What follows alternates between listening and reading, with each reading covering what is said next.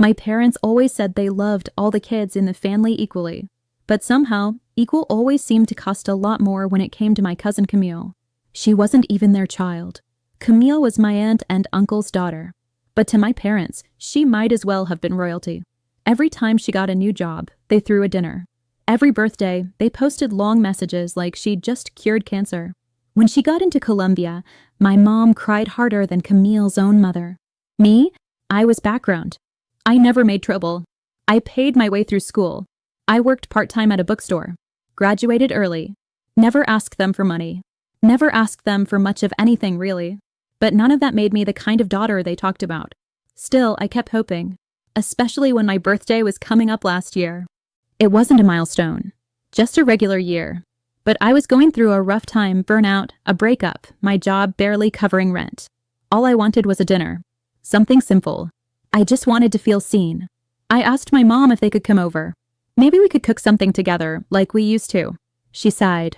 Oh, sweetheart, I wish we could, she said. But this month's been tight. You know how things are. I nodded. I didn't push. A few days later, my dad called. Same tone. Sorry, kiddo.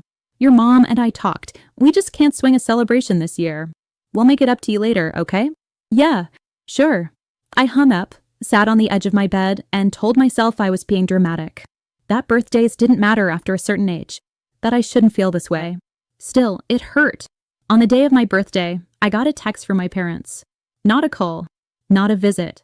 Just a text. Happy birthday, love. We're so proud of you. Hope you treat yourself today. That was it. No dinner.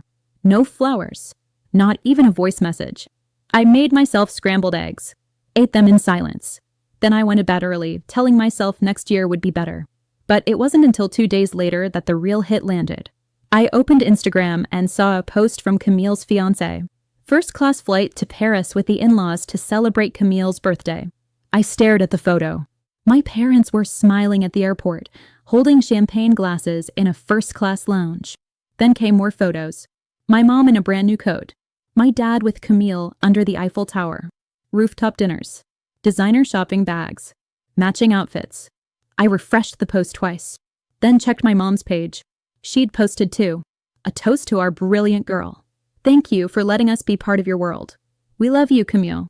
No mention of me. No regret. No shame. Just a first-class ticket to someone else's celebration. That night, I didn't cry. Not at first. I just sat there, watching the story updates roll in. Camille's private dinner in a 5-star hotel. Custom menus with her initials. A diamond necklace gifted to her by the family. A slideshow playing on a screen with baby photos and applause. Then I remembered something. 2 weeks before my birthday, I'd asked my parents to grab coffee. Just coffee. My treat. My mom said she had errands. My dad said he was tired. They weren't tired. They were packing. I didn't text them. Didn't call. What could I even say? You forgot my birthday to fly across the world for Camille's? No, they didn't forget. They chose. And that was the part one couldn't shake, not the silence, not the absence of a cake, but the priority they made clear. They saw me. They just didn't stop to care. I kept waiting for a sign of guilt. A follow-up. A sorry. Instead, when they got back from Paris, my mom sent me a photo of her and Camille on a bridge with the caption, "Isn't this place beautiful?" That was it. No mention of my birthday. No apology. Just more pictures of where they chose to be. I stopped reaching out after that. Not in a dramatic way. Not with a speech. Just quietly. Because I realized I'd been trying to earn love in a house that never made room for me. And I was done knocking on a door that was never locked. It was simply never meant to open for me. I didn't scream. I didn't confront them. I didn't send a dramatic message asking why they would lie to me and fly across the world for Camille. What would have been the point? They would have spun it. Said I was being sensitive. That it wasn't that deep. That I didn't understand how things came together last minute. They always had an excuse ready when it came to Camille. Always a justification. So instead, I went quiet. I stopped texting first. I stopped updating them about my life. And for the first time, I stopped trying to be included. It hurt, yes, but the silence also gave me something I hadn't felt in years, clarity. I realized I had spent most of my adult life trying to prove my worth to people who had already decided where I ranked. So I turned inward. I picked up more hours at work. Evenings, weekends, holidays. Anything I could grab, I took. It wasn't out of bitterness. It was survival. Eventually, I left the bookstore and took a front desk job at a boutique hotel. Long hours. Demanding clients. But I learned fast. How to handle chaos calmly. How to anticipate what people need before they ask. How to make every detail feel personal. There was something satisfying about being invisible in a place where I was actually respected. I started keeping a notebook, writing down what worked, what didn't, what made people feel welcome, what made a space unforgettable. At night, I studied design vlogs and business podcasts, not because anyone told me to, because something inside me woke up. For the first time, I let myself think bigger. What if I didn't just work for someone else's vision? What if I built something of my own? The idea came slowly. It started as a daydream, then a sketch, then a spreadsheet, a boutique venue company, not a chain, not a franchise, something personal. Spaces that didn't just look pretty, they made people feel held, celebrated, chosen. It took me 3 years to save enough to try. I lived cheap. No trips, no gifts, no new clothes unless something had a hole in it. I took online business courses and found mentors through sheer persistence. I watched YouTube videos on how to pitch to vendors, negotiate with contractors, even install lighting myself if needed. I called it Fieldstone and Finch, a name no one in my family would recognize, a name that felt like it belonged to someone who was no longer waiting for permission. I signed a lease on my first location the week after my 29th birthday. No one in my family knew. They hadn't asked. The space was nothing at first, just chip tile and drafty windows. But I saw what it could be. I pulled 12-hour days, painted walls myself, slept on a blow-up mattress in the back room some nights. By the time the venue opened, I was exhausted and proud. We didn't do big marketing. That was the plan. It was invite-only, referral-based. Discreet, luxurious, intimate. Clients came. Word spread. Soon we were hosting private events, intimate weddings, brand launches. People asked if Fieldstone and Finch was a European company. I didn't correct them. I didn't need credit. I just needed control. Within 2 years, I opened a second space. This one had a garden, a private chef, a waiting list. Still, no one in my family asked how I was doing. Not once. The texts became rare. Birthdays came and went. My parents sent one-line messages. Meanwhile, they were still flying out for Camille's gallery shows and career talks and engagement shoots. That used to sting. Now, it didn't matter, because I was finally living a life that didn't revolve around being seen by them. My clients saw me. My team saw me. And most importantly, I saw myself. One night, I stayed late after an event. Everyone was gone. Just me and the soft hum of the lights. I stood in the middle of the space I built from nothing. I thought about the girl eating scrambled eggs alone on her birthday. She had no idea this version of her was waiting on the other side of the silence. That girl had been forgotten. But she didn't stay forgotten. She became something else. She became someone no one could ignore forever. It had been years since I'd attended a family event. Weddings, baptisms, anniversaries, they came and went without my presence. No one asked where I was. No one invited me. And I didn't mind. My silence wasn't revenge. It was self-respect. Then, one morning, I found an envelope in my mailbox. Big cardstock. Handwritten address. My full name spelled correctly for once. Inside was a formal invitation. Camille and her fiancé were having an engagement party, hosted by her parents. Dress code, black tie. Location, private estate venue in the hills. I almost tossed it out. Old habit. But something made me pause. The venue name caught my eye. It wasn't printed as Fieldstone and Finch. The brand on the card was Ridge and Vale, a recent extension of our brand, created specifically for premium events with ultra-discreet clientele. No public website. Bookings through select agencies only. I opened my laptop, checked the calendar. There it was. Camille's engagement party was booked at my venue. The deposit had been paid in full. The client listed? The fiancé's family. No direct communication. All handled through a luxury planner.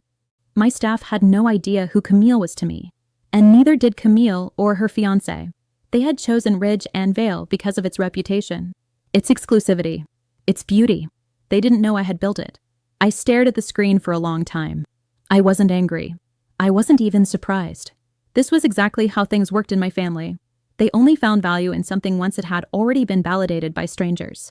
They never thought to ask if I'd made something worth celebrating, but they were more than happy to benefit from it the moment it suited their image. Still, I didn't say anything. I didn't reach out to the planner, didn't call Camille, didn't try to cancel or reroute the booking. Instead, I confirmed the team schedule, reviewed the event design, made sure the staff knew to execute everything flawlessly. Then I RSVP'd. One guest. Attending. I didn't write a message. I let the card speak for itself. The days leading up to the event were quiet. I didn't tell anyone on my team who the client was to me. It wasn't relevant. We operated on professionalism and discretion. But deep down, I couldn't deny it. I was curious. Curious to see if they would notice. Curious to see how it would feel to watch them walk into a world they'd never asked about, never been proud of, never even acknowledged. There was no bitterness. Just clarity. Let them see it. Let them walk through the doors they never knocked on. The day of the party arrived. My team was already on site when I got there. The tables were set, the candles lit, the string lights glowing across the courtyard. It looked beautiful, exactly how I designed it.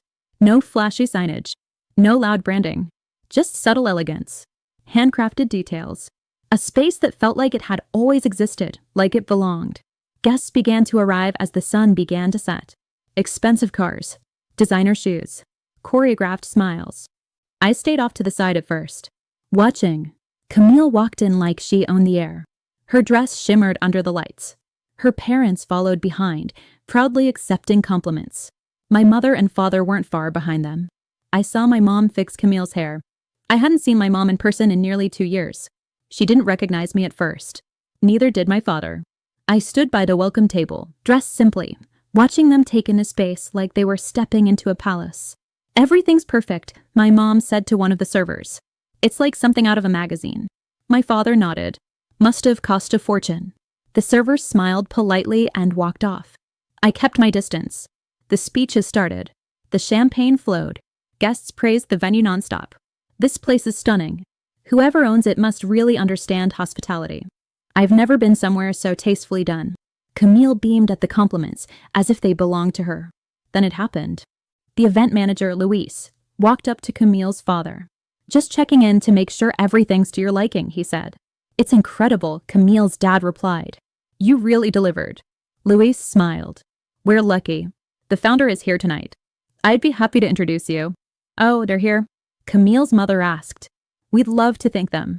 Luis looked around, then gestured in my direction. "There they are." I turned slowly. All eyes shifted. Camille blinked. My parents froze. Someone whispered, "Wait, is that?" Luis approached me. "Would you like to join us for a moment?" he asked. I nodded once and walked over. Camille stared. "You're the owner," she said. I looked her in the eye. "Yes, I built this place." My father opened his mouth. Nothing came out. My mother whispered, "You never told us." I kept my voice calm. "You never asked." The silence didn't last long. Not in a room full of people who were trained to recover quickly. Camille's mother let out a nervous laugh and clapped her hands together. "Well, isn't that something?" she said, as if she'd just discovered a hidden talent in the family. "We had no idea. This place is just breathtaking." Her voice was too bright, too smooth, the kind of tone people use when they're trying to rewrite the moment as it's happening. My father stepped forward slowly, still stunned. "You're running this?" he asked, looking around. "All of this? This is yours?" I didn't answer immediately. I let him take it in. The stonework, the music, the food being passed around on handcrafted ceramic trays, the lights strung overhead, reflected in glass doors I had personally approved. All of it built from years of work, none of it celebrated by the family now standing in the middle of it. "Yes," I said finally. "I built this." My mother shook her head, as if trying to catch up with the facts. "But we thought you were still working at that little hotel." "I was," I said. "That's where I learned how to build my own." Camille's fiancé stepped in, extending a hand to me with a slightly forced smile. "I don't know what the backstory is here," he said, "but this venue is phenomenal." "Really?" I nodded. "Thank you. We keep things private for a reason." My tone was level, professional. Not warm, not cold, just firm. I could see Camille trying to smile through it, but her jaw was too tight. She looked at me like I had stolen something, as if by simply existing in this moment, I had taken the attention she believed was hers. But I hadn't taken anything. I had built it, and there's a difference. For the rest of the evening, the atmosphere shifted. Some relatives hovered around me, suddenly curious, asking where I lived now, what I had been up to. complimenting the space like it was a birthday cake I'd baked just for them. Others kept their distance, unsure of what to say. My parents stayed quiet, watching, processing. I didn't chase conversation. I wasn't there to perform. I was just present. For once, I wasn't the extra, the afterthought. Then maybe next time. I was the foundation they were all standing on, and whether they admitted it or not, they knew it. At one point, I stepped outside, away from the crowd. The air was cooler now. The hills behind the venue were dark and quiet, the city below just a faint orange glow. I stood on the balcony that wrapped around the back patio. This view had been my favorite from the day we signed the lease. I used to sit here with blueprints spread out on a folding table, trying to picture what this place could become. Now it was real, and full of people who had no idea how many nights I'd spent on the floor of my first venue with an aching back and a dwindling account balance. "You disappeared," my mother said behind me. I turned slowly. She looked tired. Not in the usual way. This was a deeper kind of tired. "I didn't disappear," I said. "I just stopped trying to be noticed." She stepped beside me but didn't speak right away. "We didn't know you were doing this." I looked out at the hills. "You didn't ask." "I'm asking now." I nodded. But that doesn't undo the silence. She looked down. Her voice dropped. "We didn't mean to hurt you." "Yes, you did," I said. Calm. No venom. Just truth. "You just didn't think I'd notice." She closed her eyes. We thought Camille needed more attention. She was going through a lot. She had so much pressure. And I didn't? I asked. I was building a business from nothing. Alone. I was eating instant noodles in an empty room while you were flying first class to celebrate her birthday.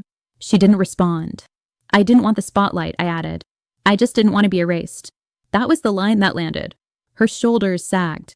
Her eyes shone. But I didn't move to comfort her. That wasn't my role anymore. Later, as I walked back through the venue, I heard Camille behind me. "You could have told me," she said. I turned. "You could have told me you were doing this. I would have supported it, promoted it." I raised an eyebrow. "Would you?" She crossed her arms. "You made me look stupid tonight." "No," I said. "I didn't make you look like anything. You assumed the story only had one main character. That's not on me." She opened her mouth, then shut it again. "I'm happy for you," she said finally. Flat. Mechanical. I nodded once. Good. I didn't owe her more than that. When the night ended, I didn't say goodbye. I thanked my team, gave the coordinator a few notes, complimented the server who'd handled the drinks flawlessly. Then I left through the service exit. No one followed me, and for the first time in years, I felt weightless. Not because they had finally seen me, but because it didn't matter anymore if they did. The next morning, my phone was full. Missed calls, texts, a few voice messages, most of them from people who hadn't said a word to me in years. Now, suddenly, they wanted to reconnect. "You really surprised us last night. Why didn't you tell anyone? So proud of you. We always knew you were destined for something big." They didn't know what they were saying. Not really. Because if they had known, they would have said it before. Before the party. Before the business. Before they were standing inside a building I had poured my entire soul into. My father left a message too. Short. "I guess there's a lot we didn't know. We should sit down sometime." My mother sent a longer one. A list of explanations, excuses, soft apologies with no actual ownership. Then she added, "Let's make a plan to celebrate your birthday next year." Next year. She skipped the last 4. But now, after standing in my space, under my lights, next to a name they didn't recognize until it was spelled out for them, they remembered. Funny how that works. I didn't respond to anyone that week. Not because I was angry. Because I didn't owe them my energy anymore. I had already given them so much of my time. So much of my hope. I had waited years for them to notice me, to choose me, to make space. Now I had built my own. And it was better than anything they ever would have given me. A week later, I was back at the venue. We had a new booking, a small wedding for a couple who had met in rehab and wanted their ceremony to be about growth, not performance. I walked through the space with the florist, adjusting the table layout, checking the scent levels, the lighting. And then I paused. One of the chefs came over. "You okay?" I nodded. "Yeah, just thinking." She smiled. "You've looked different since that engagement party." "Not that. Just settled." I laughed quietly. That's a good word for it. Because I was. Settled. I had crossed a threshold that night, not because of how they looked at me, but because I had stopped looking to them for anything. Not praise. Not approval. Not apology. I didn't need their words to validate what I had already lived. My birthday came around again a few months later. I didn't tell anyone. Didn't post about it. No countdown. No guest list. I spent the day at the original Grove House Cafe. The first venue. The small one that started it all. The one with chipped tile and too much heart. I sat at a corner table with a slice of lemon cake and a cup of coffee. I brought a book I'd already read. I didn't check my phone. One of the baristas brought over a little candle, lit and wobbling on top of the cake. "You didn't say it was your birthday," she said. "I didn't need to," I replied. She smiled. "Still, you deserve one." That moment meant more than any trip, any gift, any forced apology. Because she didn't know the story. She just saw the person in front of her and treated her like she mattered. That night, I wrote something down in my journal. Not a quote. Not a reflection. Just one sentence. I stopped begging for a seat at their table when I realized I'd already built my own. And it's true. The best part? I didn't build it for revenge. I didn't build it to make them jealous or prove them wrong. I built it because I finally understood that I didn't have to live in someone else's shadow. Not Camille's. Not anyone's. I stopped needing their applause when I realized I was never performing in the first place. They still haven't said the words I used to crave. We were wrong. You deserved better. We're sorry. But I don't need them to say it anymore. Because deep down, I think they know. They knew the moment they stepped into that venue and recognized none of the details, but felt all of the care. They knew when they looked around and saw something they never thought I could build because they never bothered to imagine it. And they'll remember it every time they hear the name Fieldstone and Finch. They'll remember that they once called my birthday too expensive, while they flew first class for someone else. And they'll remember what it felt like to walk through my doors without even knowing they were mine.